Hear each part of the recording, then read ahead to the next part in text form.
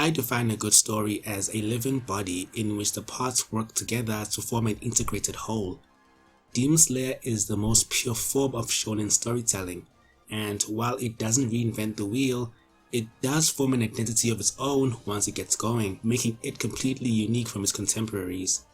While there are some elements of the show that I feel could have been done better, most of the time I was intrigued by the way the holistic perceptions of these demonic entities erode through each passing arc. So I wanted to take a moment and examine what gave the story a solid and stable foundation that cemented it as one of the best shows of 2019.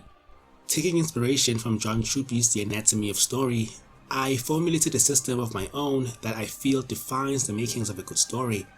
And as if it wasn't obvious, these arguments are purely subjective, but are open to discussion in the comments. First, we have the characters. The formulaic layers of basic shonen storytelling are prevalent from inception, and it doesn't get more shonen than Tanjiro Kamado, a well-mannered, kind-hearted young man who never gives up and will always do the right thing. While I can appreciate the appeal of this archetype, more often than not, it comes across as surface-level characterization when handled poorly, but it becomes a cathartic ride from beginning to end when it's handled with care. This kind of character, like many of his contemporaries, isn't made to be changed in any meaningful way, but that's not to say that a static character arc isn't valid characterization. These are characters that are written to change the world around them, and the world of everyone they meet along the way. With that said, I won't disrespect Tanjiro by saying that he never had any development, as his character was explored in each battle in which he partook. He went from hating and fearing demons to approaching each battle armed with a desire to understand that which he fears, then a sword with which to cut it down. Woven into his character is his goal to turn Nezuko back into a human after she was turned into a demon by the same one that killed the entire family. While Nezuko's character isn't explored in much detail, the conflict which arises from her very human heart and her demon instincts does make for interesting characterization, even though it was rarely presented as a valid moral argument within the story being told. The conflict of interest which arises from his need to slay demons and his desire to protect his sister introduces a tension between reason and emotion that runs throughout the entire series and aptly defines their characters. Second, we have the premise. In simpler terms, the premise is the ultimate combination of character and plot, consisting of a series of events that drive the narrative to its eventual outcome. Tanjiro's family is attacked and slaughtered by demons, an event in which Tanjiro and his sister Nezuko are the sole survivors. With Nezuko now turned into a demon, Tanjiro becomes a demon slayer with the goal of turning his sister back into a human, and to prevent the same tragedy from happening to anyone else. As far as plots go, this is basic, but it's oddly driven by character. The inciting incident is as tragic as they come, without dwelling on its tragedy for the sake of emotional resonance. The story gives Tanjiro and his sister some room to grow before bombarding us with a whole host of characters to force narrative. No matter how interesting your premise, a writer should never force narrative at the expense of character. Tanjiro's connection with Nezuko after she had been turned into a demon was synonymous with his innate ability to connect with the demons that had fallen victim to their evil nature. In believing that there was good in Nezuko, he resolved that there had to be good in every demon no matter what they had done. As the story progresses, so does Tanjiro's understanding of the demons which he meets along the way. Third, we have the moral argument. Tanjiro has a moral need to A. to turn his sister into a human, and B.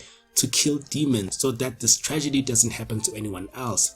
According to John Truby's The Anatomy of Story, in order to dramatize the hero's moral line, the hero has to have a moral flaw given to him at the beginning of the story. Tanjiro's moral flaw are his two opposing goals that form parts of the thematic narrative.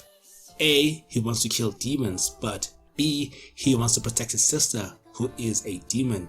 This moral conflict carries the characters through the entire story, to which its very nature brings them in conflict, not only with other demons but with other demon slayers as well. So far, the premise, the characters and the moral arguments are interconnected to form some semblance of a whole. Next up, you have the story world, a physical expression of your character's growth. Now, due to the character-driven first season of the anime, the story world was not formed outside of the character's relationship to it.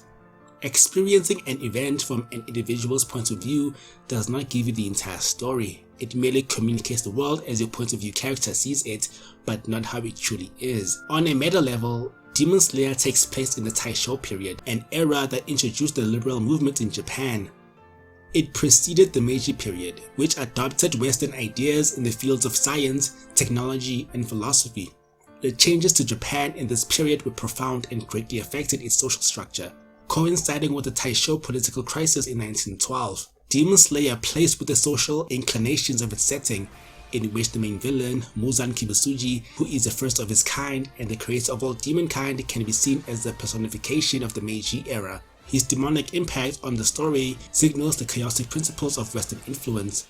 The legacy of his existence sparks a deep hatred and misunderstanding of all demonkind. But understanding the depth and nuances of these creatures signals the righteous idealism of the Taisho period, which coalesced the Western ideals without being subservient to them. Finally, we have the symbol web, which communicates the highly compressed meaning and symbolism of these characters and their story. The symbolism is found in their swords, mainly the colors which express different meaning for different combatants. Each Demon Slayer gets a colored blade, which changes in color in accordance with the wielder. The blue Nichiren blade symbolizes water, and it's also the first sword we see in the series. Gyu Tomioka wields this blue blade that he uses with his Breath of Water style, making him one of the most formidable Demon Slayers around. His fighting style is very water-like as he moves in fluid, effortless motions to slay his enemies. The indigo grey Nichiren blade wielded by Inosuke represents the beast. The sheer animosity and wild nature of the wielder is conveyed by its jagged edges. He is short-tempered and unpredictable, and his unpredictability is represented by his dual sword style. Zenitsu's Nichiren blade is yellow and it symbolizes thunder. As a character, he is usually meek and frightful, but his true strength shows up unexpectedly just as thunder does. The series' main character wields a black Nichiren blade, the symbolism of which foreshadows death. Demons embody death and in their own way are agents of fear and terror. Tanjiro's fate is tied to Nezuko's, and this unbreakable connection drives every aspect of his character. Through that bond, his journey will always be tainted by darkness. Demon Slayer is as shonen as it gets, not because it's different, but because it takes the elements we know and refines them to the highest standard. It's not perfect or even close to being amazing, but where it excels is in its unbridled action sequences that are brimming with character. And though it did not give me the feelings I get from my favorite shonen stories of all time, it did, if only for a moment, make me remember.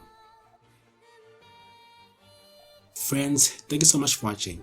If you like Demon Slayer, I would like to recommend a similar show called Serious Taiga. In fact, it's on Netflix right now if you're interested. I hope you enjoyed the video, and if you like this kind of content, I am building a community of geeks and freaks, so click on that subscribe button and follow me on Instagram so you can talk to me directly.